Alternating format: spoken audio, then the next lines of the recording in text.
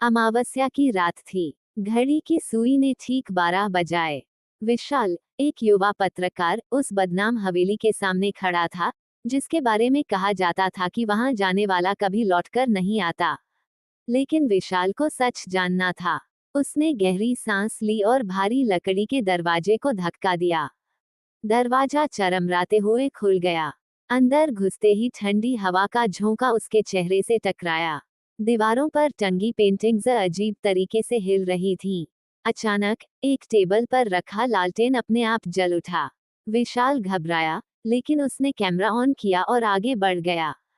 वो एक लंबे गलियारे में पहुंचा, जहां दोनों तरफ पुराने लकड़ी के दरवाजे थे।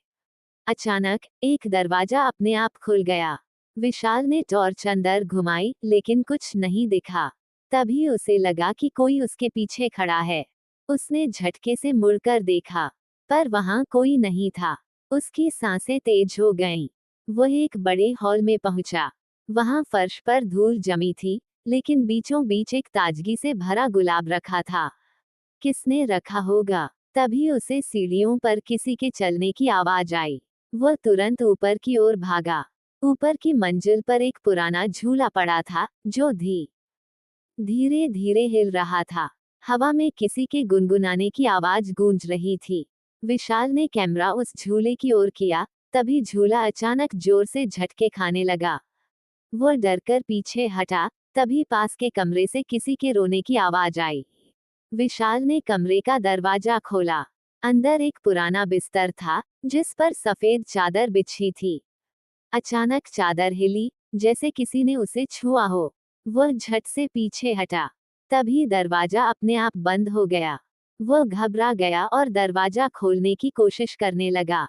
अचानक कमरे में लगी अलमारी का दरवाजा खुला और उसमें से एक पुरानी डायरी गिरी। विशाल ने जल्दी से उसे उठाया। डायरी के पहले पन्ने पर लिखा था, जो इस घर में आया, वह कभी बाहर नहीं गया। उसके हाथ कांप गए। तभी हवा में एक धीमी हंसी गूंजी।